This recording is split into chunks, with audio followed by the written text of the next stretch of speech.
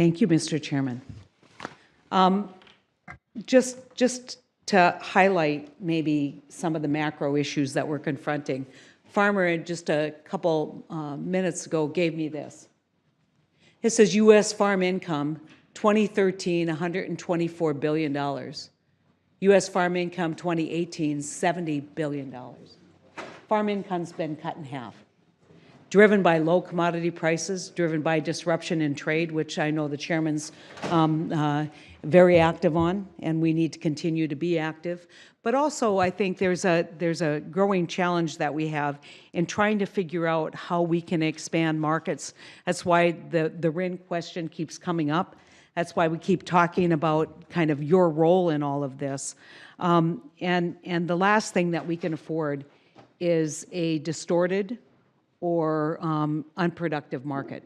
And for a lot of the commodities that are grown in my state, the work that you do is absolutely critical. And so preventing fraud, preventing manipulation, and seeing market trends is absolutely critical. And so, we can talk about all the other issues, cryptocurrencies, but I think we need to stay razor-like focused on how critical commodity prices are to making a living on the farm. We don't want to, in farm country in my state, we want to grow crops, we want to market those crops, and we want to make a living.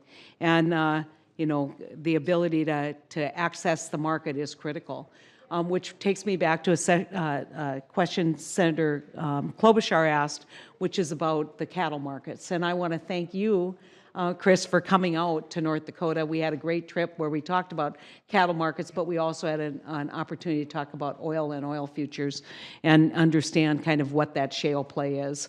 I took them to an oil rig, so it was all very exciting. It was. In North Dakota. Your wife's from South Dakota? No, my wife's from Long Island, New York. But oh, well, that's too bad. Well, you said she would have had fun. She was a 4-H girl, and she understood a lot better than I did on some of the farm issues. So.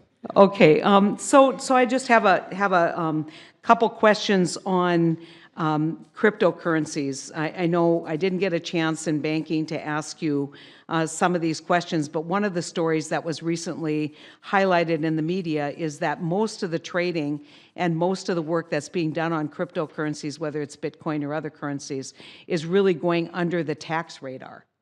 And so the disruption that may happen in other kinds of participation in markets may transition to a cryptocurrency market because it is, the new hot thing. But also, if you think that you can gain 35%, 20%, whatever your effective tax rate is by moving over, that has some destabilizing effects, it seems to me. So can you comment about the tax consequences on cryptocurrency and what you think you and the SEC could be doing to highlight that concern? After all, Al Capone even had to pay taxes. So. Yeah. Even if we don't think that this is all legitimate and some of it's nefarious, we need to know what it is. Senator, thank you for that question. And I know that a lot of people in the crypto community may be watching this hearing, so this is a very good opportunity to remind them that taxes are due on cryptocurrency transactions that may be taxable. And so this is not a off the grid from a tax point of view environment. U.S. law still applies, whether it's a cryptocurrency transaction or anything else. But typically, tell me what the 1099 consequences are of cryptocurrency transactions.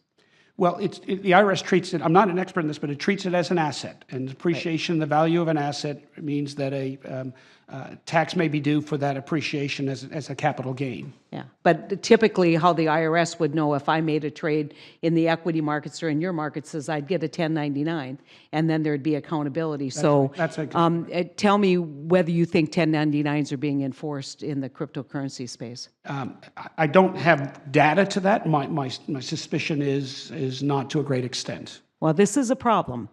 And it's a problem that's going to continue to grow without some early intervention. And so, again, another whole incentive to move over as people read that and say, hey, if I can get a 20% tax-free gain on, a $10,000 investment, that looks pretty good. Mm-hmm.